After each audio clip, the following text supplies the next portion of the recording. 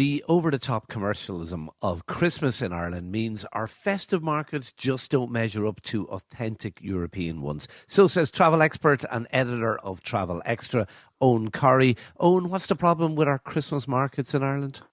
Oh, good morning, Shane. At the risk of sounding like Jim Carrey, a little bit of me dies every time I walk into what's called a Christmas market. I don't know how many we have. I think we've about 40 of them.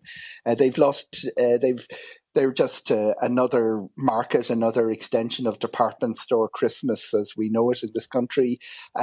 Some of them have an attempt to connect with where the Christmas market tradition comes from.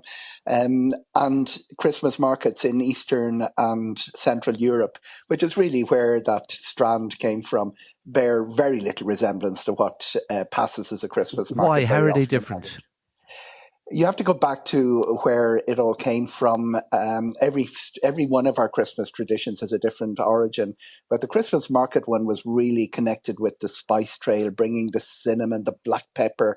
It took a year to come back from China, and they would come to the east around this time of the year to Eastern Europe towns and straight into over as far as Central Europe. Very heavy emphasis on the spice, very heavy emphasis on the warm drink, the glühwein, or the other variations of it, and a very high proportion of food stalls. There's almost a regulation, it's a sort of an unwritten tradition, but some towns regulate it in Germany that 60% of your stalls be related to food and beverage. The rest to artisanal, Christmas toys that have been created over the previous years by local craftsmen.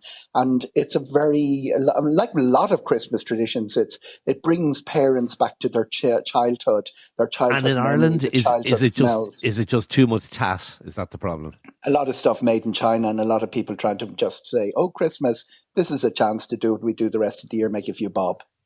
Okay. Where is your favourite Christmas market in Europe, Eoghan, before you go? I love Salzburg. Salzburg would have one of those regulations as the number of food and drink. Heidelberg is sort of the grandfather of them. It's very associated, previous generation. Remember the movie The Student Prince?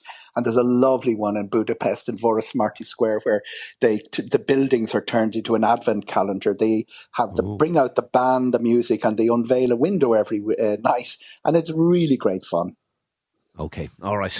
Thank you indeed, Eoghan Corry, travel commentator, editor of Air and Travel magazine. Thank you for talking to News.